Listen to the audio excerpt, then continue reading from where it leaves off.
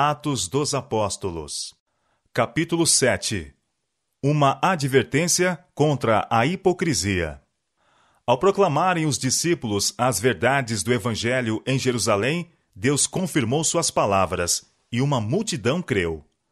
Muitos desses primeiros crentes foram imediatamente separados da família e dos amigos pelo zeloso fanatismo dos judeus, sendo, portanto, necessário prover-lhes alimento e abrigo.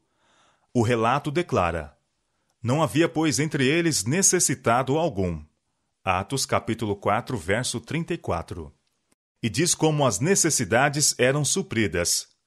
Aqueles dentre os crentes que tinham dinheiro e bens, alegremente sacrificavam-nos para socorrer na emergência. Vendendo suas casas ou terras, eles levavam o dinheiro e o depositavam aos pés dos apóstolos. E repartia-se por cada um, segundo a necessidade que cada um tinha. Atos capítulo 4, verso 35. Essa liberalidade da parte dos crentes foi o resultado do derramamento do Espírito.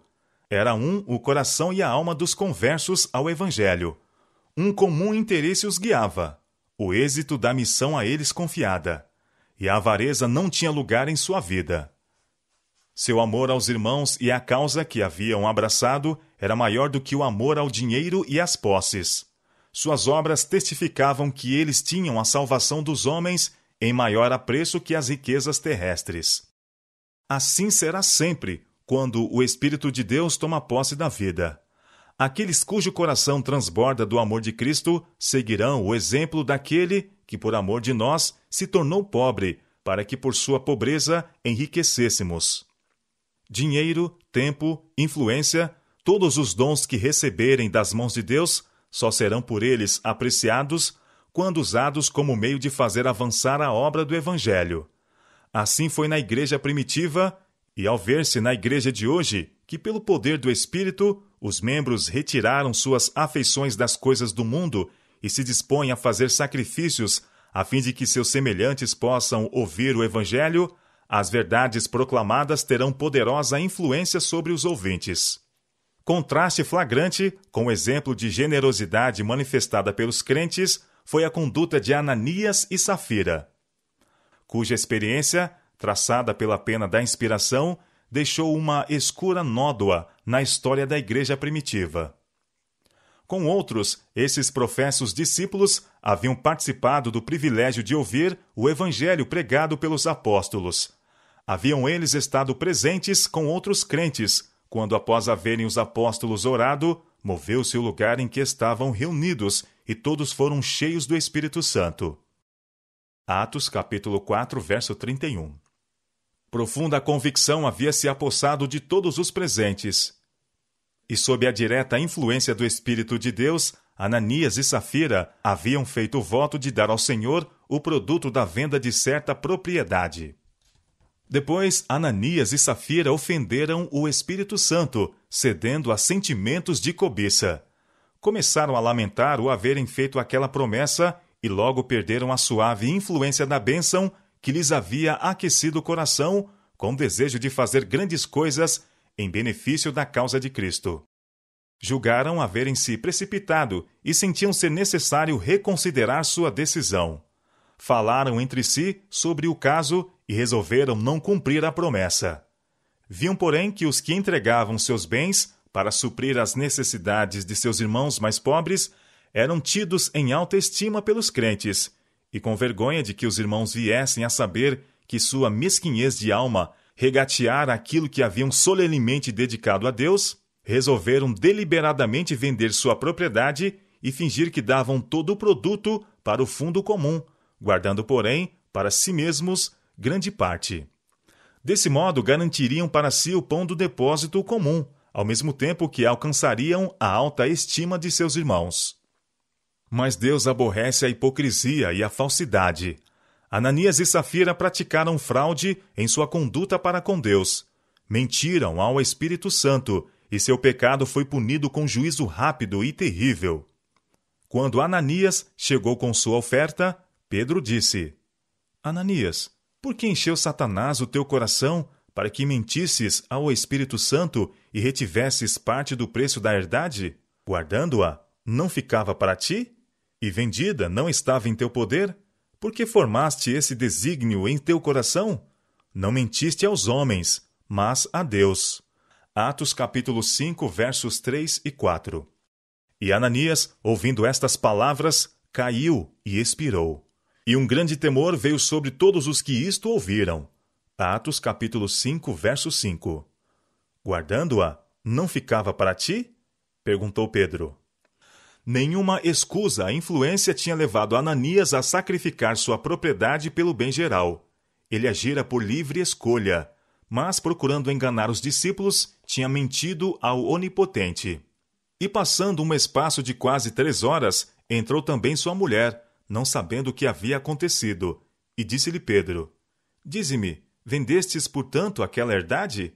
E ela disse: Sim, portanto. Então Pedro lhe disse: Por que é que entre vós vos concertastes para tentar o Espírito do Senhor? Eis aí a porta, os pés dos que sepultaram teu marido, e também te levarão a ti. E logo caiu aos seus pés e expirou. E entrando os mancebos, acharam-na morta, e a sepultaram junto de seu marido. E houve um grande temor em toda a igreja, e em todos os que ouviram estas coisas. Atos capítulo 5, versos 7 a 11. A infinita sabedoria viu que essa evidente manifestação da ira divina era necessária para impedir que a jovem igreja se desmoralizasse. O número dos crentes aumentava rapidamente. A igreja teria corrido perigo se no rápido aumento de conversos fossem acrescentados homens e mulheres que, embora professassem servir a Deus, adoravam a Mamon. Esse juízo testificou que os homens não podem enganar a Deus, que ele descobre o pecado oculto do coração e não se deixa escarnecer. Destinava-se a ser uma advertência à igreja, para levá-la a evitar a pretensão e hipocrisia, e a cautelar-se de roubar a Deus. Não apenas para a igreja primitiva, mas para todas as gerações futuras, esse exemplo de como Deus aborrece a cobiça, a fraude, a hipocrisia, foi dado como um sinal de perigo. Foi a cobiça que Ananias e Safira tinham acariciado em primeiro lugar. O desejo de reter para si a parte que haviam prometido ao Senhor levou-os à fraude e à hipocrisia. Deus tem feito depender a proclamação do Evangelho do trabalho e dos donativos de seu povo. As ofertas voluntárias e os dízimos constituem o meio de manutenção da obra do Senhor. Dos bens confiados aos homens, Deus reclama uma porção definida, o dízimo. A todos deixa ele liberdade para decidir se desejam ou não dar mais do que isso. Mas quando o coração é tocado pela influência do Espírito Santo, é feito um voto de dar certa importância. Aquele que fez o voto não tem mais direito sobre a porção consagrada. Promessas dessa espécie, feitas aos homens, são consideradas como irrescindíveis. Seriam menos obrigatórias as feitas a Deus? São as promessas, julgadas no tribunal da consciência, menos obrigatórias que as escritas nos contratos humanos? Quando a luz divina brilha no coração com clareza e poder inusitados, o habitual egoísta relaxa as garras e a disposição para dar para a causa de Deus. Mas ninguém deve pensar que lhe será permitido cumprir as promessas feitas sem protesto da parte de Satanás. Ele não tem prazer em ver o reino do Redentor estabelecido na terra. Sugere que a promessa feita foi excessiva, que isso poderá prejudicar a aquisição de propriedades ou a satisfação dos desejos da família. É Deus quem abençoa os homens, dando-lhes bens, e faz isso para que eles possam contribuir para o progresso de sua causa. Ele envia o sol e a chuva, faz florescer a vegetação, dá saúde e habilidade para serem adquiridos os meios. Todas as nossas bênçãos são recebidas de sua mão generosa. Em retribuição, ele quer que os homens e mulheres demonstrem sua gratidão, devolvendo-lhe uma parte em dízimos e ofertas, em ofertas de ação de graças, em ofertas pelo pecado e ofertas voluntárias. Se o dinheiro entrasse para a tesouraria de acordo com este plano divinamente recomendado, a 10ª parte do que ganhamos e as ofertas liberais, haveria abundância para o avanço do trabalho do Senhor. Mas o coração dos homens torna-se endurecido pelo egoísmo, e, à semelhança de Ananias e Safira, são tentados a reter parte do preço, conquanto pretendem estar cumprindo os requisitos de Deus. Muitos gastam dinheiro prodigamente na satisfação própria. Homens e mulheres consultam o prazer e satisfazem o gosto, ao passo que levam para Deus, quase de má vontade, uma oferta mesquinha. Esquecem-se de que, um dia, Deus pedirá estrita conta de como seus bens foram usados, e que não aceitará a insignificância que levam à tesouraria, mais do que aceitou a oferta de Ananias e Safira.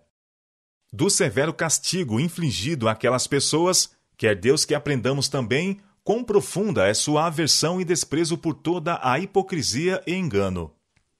Simulando haverem dado tudo, Ananias e Safira mentiram ao Espírito Santo e, como resultado, perderam essa vida e a futura.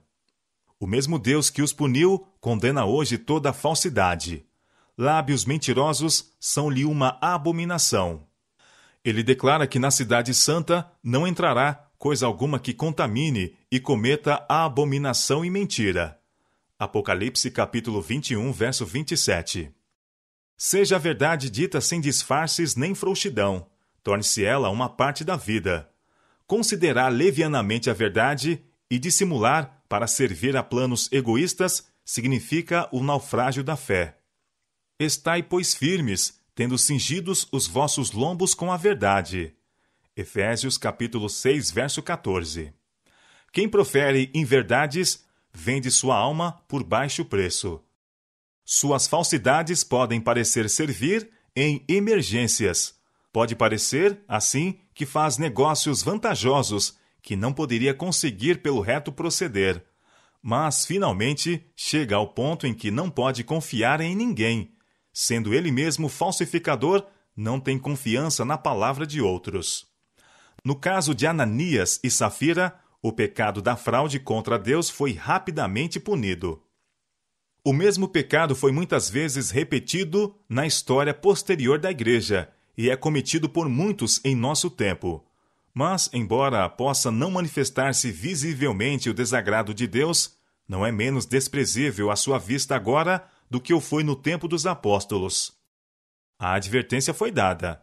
Deus tem claramente mostrado sua desaprovação a esse pecado, e todos os que se dão à hipocrisia e à cobiça podem estar certos de que estão destruindo a própria vida.